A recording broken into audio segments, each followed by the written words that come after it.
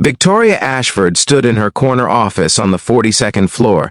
Staring at the city below, she had built an empire from nothing, transforming a small startup into a billion-dollar technology company, but right now, none of that mattered. Her daughter was slipping away from her. 16-year-old Olivia had become a stranger, expelled from 3 elite private schools in 2 years. Therapists came and went, each one unable to break through the wall Olivia had built. Victoria had tried everything: strict discipline, gentle understanding, expensive retreats, youth programs. Nothing worked. Her assistant knocked softly on the door. "Mrs. Ashford, there's been an incident." Victoria's stomach dropped. What happened? Olivia collapsed in the West Wing hallway. The paramedics say she's severely dehydrated and hasn't eaten properly in days. They're taking her to the hospital. Now Victoria grabbed her coat and ran at the hospital. The doctor's words hit her like stones. "Your daughter is struggling with severe depression and an eating disorder. She needs intensive help, Mrs. Ashford. And she needs her mother." Victoria sat by Olivia's bed that night, watching her daughter sleep, so pale, so fragile, so far from the bright little girl who used to dance through their home. "I don't know how to reach you anymore," Victoria whispered. The next morning, Olivia woke up angry. "Why are you even here?" she said, turning away. "Don't you have a company to run?" "Olivia, please." "Please what, Mom? Please pretend you care. Please act like you haven't been too busy for me since Dad died." The words cut deep because they held truth. After her husband's death 5 years ago, Victoria had thrown herself into work. It was easier than facing the grief. Easier than seeing that same grief reflected in her daughter's eyes. "I'm taking time off," Victoria said firmly. "We're going to figure this out together."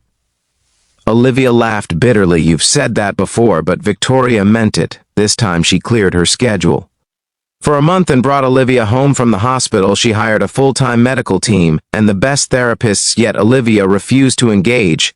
She wouldn't eat, wouldn't talk, wouldn't even look at her mother. The staff walked on eggshells, afraid to say the wrong thing. 3 weeks passed with no progress. Victoria was sitting in her home office late one night when she heard music. Not the angry music Olivia usually played, but something softer: piano music. She followed the sound to the library and stopped in the doorway. Olivia was sitting on the couch, and beside her sat Daniel, the evening janitor. He was in his late 20s, wearing his work uniform, and he was showing Olivia something on his phone. His daughter, maybe 7 or 8 years old, playing piano in a school recital. "That's my Lily," Daniel was saying. "She was so nervous her hands were shaking, but she played anyway. She said someone once told her that courage isn't about not being scared. It's about doing things even when you are." "Who told her that?" Olivia asked quietly. "Her mom did. Before she passed away 3 years ago." Victoria held her breath. Olivia had barely spoken 10 words to anyone in weeks. "I'm sorry," Olivia said. "Me too," Daniel replied. "But you know what Lily taught me? That grief doesn't mean we stop living. It means we learn to carry love in a different way." "How do you do that?" Olivia's voice cracked. "How do you keep going?" "Some days I don't know," Daniel said honestly. "Some days I just focus on the next hour, the next minute. And I talk to Lily about her mom. We remember the good times. We cry when we need to. And slowly, it gets a little easier to breathe." Tears were streaming down Olivia's face. "Now I miss my dad so much." "I know you do," Daniel said gently. "And that's okay. Missing him means he mattered. It means the love was real." Victoria stepped back quietly, her own tears falling. The next evening, she found them in the library again. This time Olivia was eating an apple. While Daniel showed her photos of Lily's artwork. "Your daughter is very talented." Olivia said she gets it from her mom.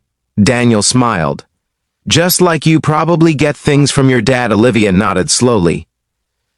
"He used to say I had his stubborn streak." "Stubborn can be good," Daniel said. "It means you don't give up easy. You just have to point that stubbornness in the right direction." Over the next 2 weeks, Victoria watched something remarkable happen every evening.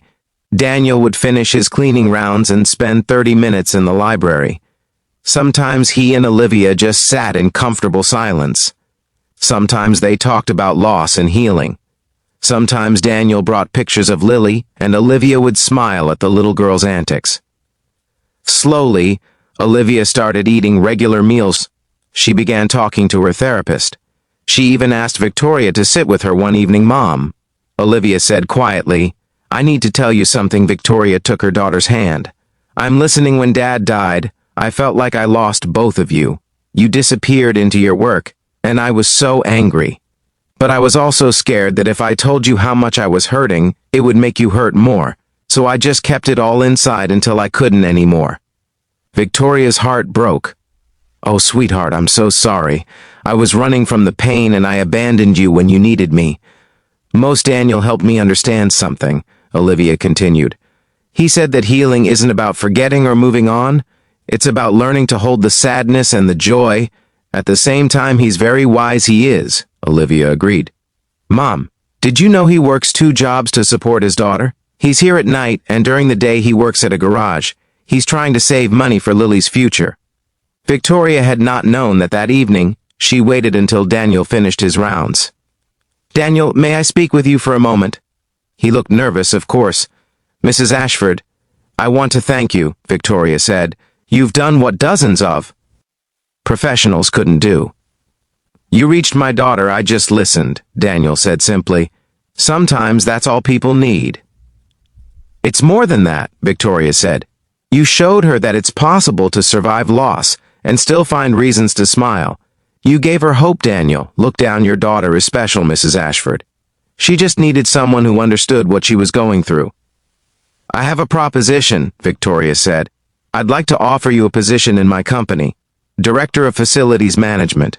Better hours, better pay, and full benefits including college savings for Lily. Daniel stared at her. Mrs. Ashford, I appreciate the offer, but I'm just a janitor with a high school diploma. You're a father who raised a happy, healthy daughter alone. You're someone with emotional intelligence that most people never develop. You're exactly the kind of person I want leading my team. I don't know what to say. Say yes, Olivia's voice came from the doorway. Please say yes. She walked over to Daniel. You helped save my life. Now let us help make yours a little easier. Daniel's eyes filled with tears. Thank you, he whispered. Both of you. 6 months later, Victoria stood in her office again. But this time everything was different.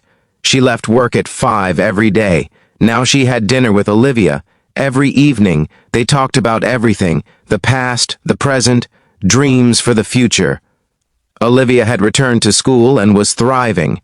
She had started a peer support group for students dealing with grief. Daniel had indeed taken the job and was revolutionizing how the company thought about workplace culture. He brought Lily to the office sometimes, and Olivia would help her with homework. The 4 of them had become an unlikely family one Saturday. They all went to the park together. Victoria watched Olivia and Lily playing on the swings, their laughter filling the air. You gave me my daughter back. Victoria said to Daniel, You both did that yourselves, Daniel replied. I just held up a mirror so you could see each other again.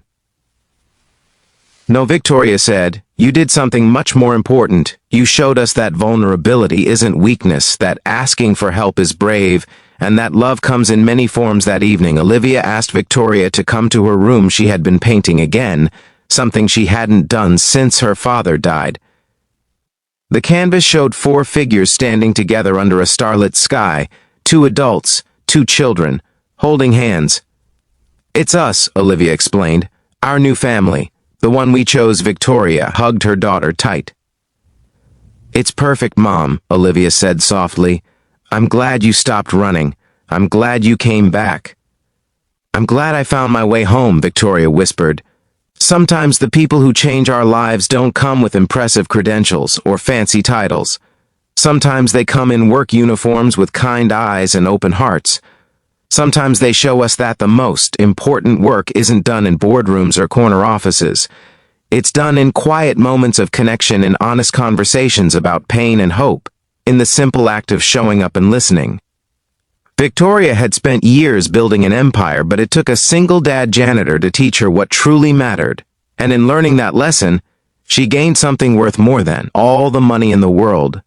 She got her daughter back, and she learned that success isn't measured by what you achieve. It's measured by who you become and who you help others become along the way. If this story touched your heart, please like, share, and subscribe for more stories about unexpected connections and the power of compassion. Leave a comment telling us about someone who changed your life in an unexpected way. Your story might inspire someone who needs hope today.